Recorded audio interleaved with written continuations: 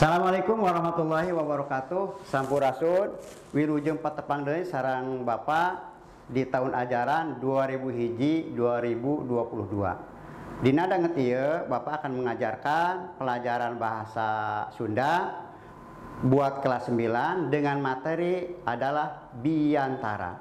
Untuk mengawali pembelajaran hari ini, mari kita buka dengan pembacaan basmalah bersama. Bismillahirrahmanirrahim. Tujuan mempelajari materi biantara pertama atau kahiji, murid diharapkan bisa membaca teks biantara. Tujuan anu kedua, murid diharapkan bisa memahami isi teks biantara. Kemudian tujuan anu katilu, murid diharapkan bisa menulis teks biantara dengan baik dan benar. Pengertian biantaranya eta nyarita di hareupeun jalma rea dina raraga nepikeun informasi atau hal-hal nu itu penting supaya bararea pada nyaho. Atau dalam bahasa Indonesianya biantara atau pidato yaitu berbicara di depan orang banyak.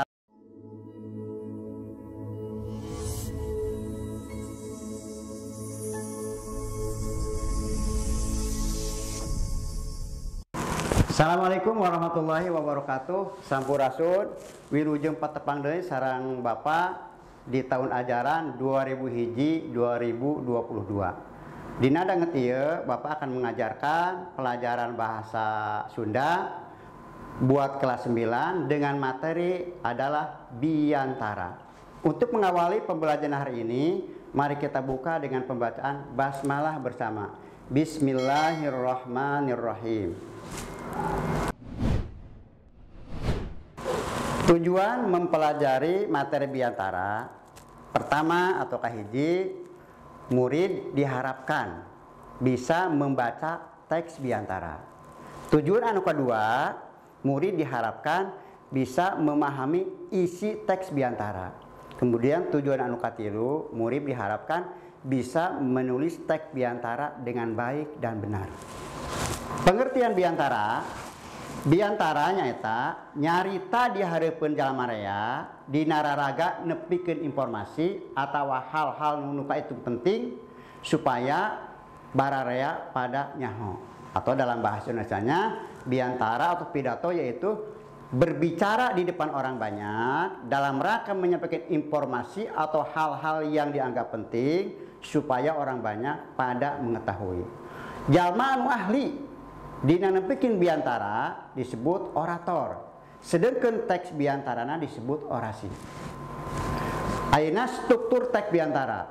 Struktur teks biantara aya 3 bagian atau aya 3 rupa. Di antarana nyaeta kahiji bubuka, kadua runtuyan isi biantara, katilu panutup. Dina bubuka termasuk salam bubuka jeung termasuk kata-kata atau mukadimah. Kemudian dina isi biantara diusahakeun isina kudu mundel, simpel, tur padat.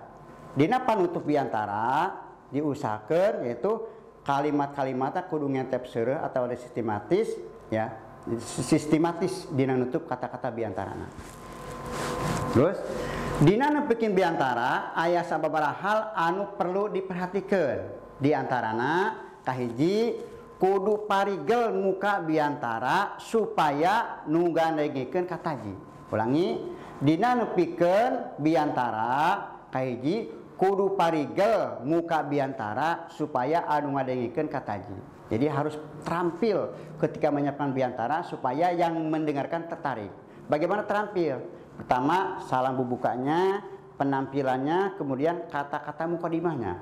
Kalau kata-kata mukadimah boleh misalkan sistematis itu misalkan entep seureuh. Pertama misalkan kata akhir misalkan in atau akhir kalimatnya misalkan lah. Contohnya akhir kalimatnya in alhamdulillahirabbil alamin wassalatu wassalamu ala asrofil anbiya'i wal mursalin wa ala alihi washobi ajmain. Kalau kata-kata misalkan akhir kalimatnya lah misalkan innalhamdulillah wassalatu wassalamu ala rasulillah wa ala alihi wa sahbihi wa mawalah. Itu kata-kata pembukaan ketika membuka biantara atau pidato. Yang kedua, ketika menyampaikan biantara, kudu eces dina nepikeun isi biantara. Jadi isinya harus mundel, harus simpel, tur eces jelas ketika menyampaikan isi biantara. Yang ketiga atau katilu kudu ngentep seureuh atawa sistematika adanya nyaritana, maksudna isi biantarana kudu mundel. Ketika menyampaikan kata-kata biantara, kalimatnya kudu ngentep seureuh, kudu sistematis, kudu nyusun. Seperti tadi kata-kata mukadimah tersebut. Kemudian anu kaopat, pasemon atau mimik muka kudu luyu jeung isi biantara anu ditepikeun. Maksudnya apabila isi biantara misalkan membuat kesal, maka usahakan raut mukanya kayak orang sedang kesal. Apabila isi biantara misalkan menjengkelkan, bikin marah, usahakan raut mukanya seperti orang yang sedang marah, atau misalkan merah mukanya seperti itu, atau kupingnya selain merah kupingnya bisa agak merah seperti itu. Jadi pas saya mau memik muka kudu disesuaikan, diluyukeun jeung isi biantara anu ditepikeun. Anu kalima parigel dina nutup biantara. Ketika nutup biantara kita harus terampil dengan kata-kata yang sistematis dan entep seperti itu. Kemudian selanjutnya teknik nepikeun biantara. Ketika nepikeun biantara aya sababaraha teknik.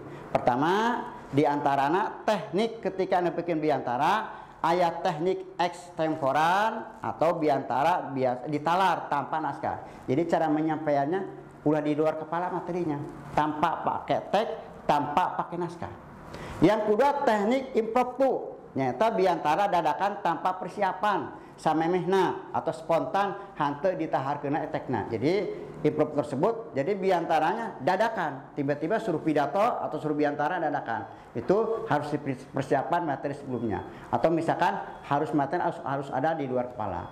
Yang ketiga adalah teknik naskah, yaitu biantara nu make naskah tuh dibaca, itu boleh. Jadi teknik menyampaikan biantara atau pidato boleh ditalar atau dihafal, boleh sifatnya dadakan, atau boleh pakai naskah dibaca. Seperti mana? Biasanya kalau dibaca itu ilaharna dina acara resmi seperti pidato Bapak Presiden atau pidato Bapak Gubernur, pidato Bapak Wali Kota atau Bupati dan sebagainya.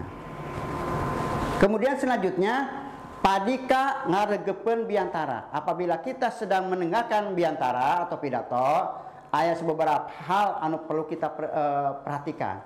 Pertama, ketika kita mendengarkan pidato atau biantara, kudu saregep tur daria dina ngarepeun isi biantara. Jadi kita harus ceria, harus fokus, dan raut muka harus ceria. Apa? Ketika mendengarkan biantara. Yang kedua, catatkan hal-hal nu dianggap penting tina isi biantara. Misalkan ada biantara yang sangat penting, catat. Apa maksudnya? Ada kalimat al ilmu pisudur lapisutur. Ilmu itu di dalam dada, di dalam otak. Lapis bukan di buku. Buku itu hanya catatan. Apabila kita lupa, bisa melihat buku atau membuka buku. Jadi apabila hal-hal yang dianggap penting dari isi biantara tersebut, kita catat untuk menjaga lupa. Yang ketiga adalah nalika biantara berlangsung, urang ulah ngobrol. Ketika biantara berlangsung atau pidato berlangsung, tidak boleh ngobrol, apalagi ngantuk seperti itu. Kemudian yang keempat, ngajaga poho biantara, kudu direkam. Untuk menjaga lupa antara pidato tersebut, kita diusahakan harus direkam. Alhamdulillah kita telah mempelajari materi biantara ini. Mudah-mudahan dengan kita telah menonton video ini menjadikan motivasi buat kita untuk selalu semangat belajar bahasa daerah ya. Kemudian mari kita tutup dengan ucapan hamdalah, alhamdulillahirabbil alamin. Terima kasih telah menonton video ini. Silakan like, komen, subscribe, jangan lupa share ya teman-teman. Assalamualaikum warahmatullahi wabarakatuh.